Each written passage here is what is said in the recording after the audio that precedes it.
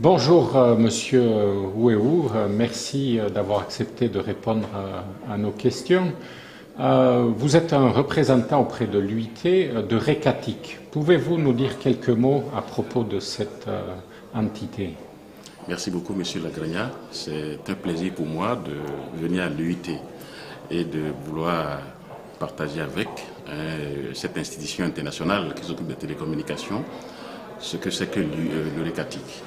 L'Eurecatic est un réseau des consommateurs africains de TIC.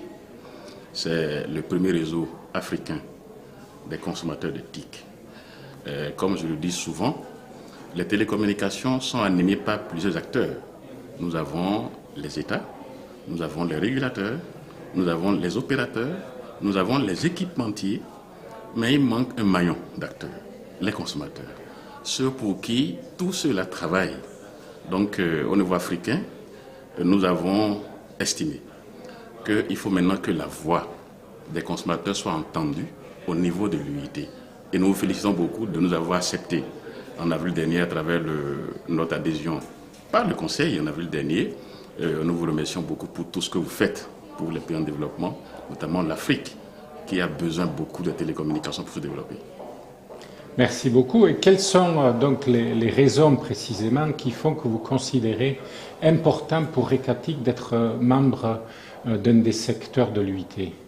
Merci beaucoup. Comme vous le savez, dans toute structure, il y a toujours des instances qui prennent des décisions.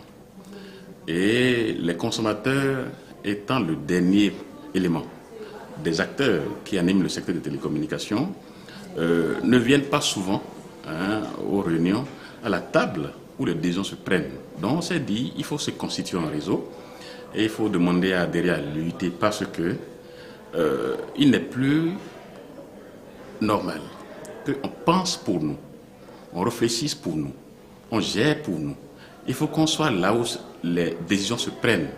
Et on voudrait féliciter l'une des décisions que vous avez prises à Hyderabad, notamment la résolution 6064, qui veut que les consommateurs soient appuyés et soient protégés à travers le monde. Donc on a estimé qu'il faut qu'on devienne membre de l'UIT, parce que c'est une occasion pour nous de venir exprimer les préoccupations des consommateurs africains, de venir dire les problèmes que nous avons au niveau africain, les problèmes sur la tarification, les problèmes sur la faiblesse de la réglementation qui encadre le secteur au niveau africain, les problèmes sur la qualité de service au niveau africain. Si nous ne devenons pas membres pour venir le dire ici, ce sera les États ou les régulateurs ou les équipementiers qui vont le dire au notre nom et pour nous. Or, c'est mieux que vous disiez ce que vous souffrez par vous-même. C'est pourquoi nous sommes venus vers vous et vous nous avez acceptés. On vous remercie pour ça encore. Donc le fait d'être membre de l'UIT vous donne l'opportunité d'être à la table de négociation pour les décisions en matière de TIC. Quels sont les objectifs de Récatic lorsque vous serez assis à cette table de négociation?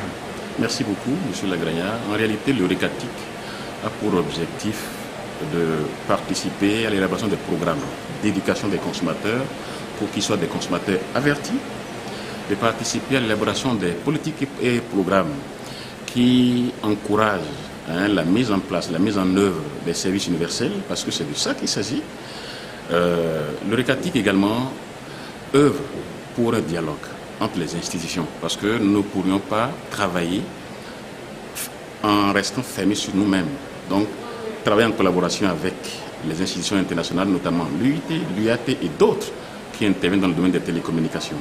Et enfin, œuvrer pour le renforcement des capacités des consommateurs au niveau africain, parce qu'avant d'être un consommateur averti, il faut être un consommateur bien éduqué.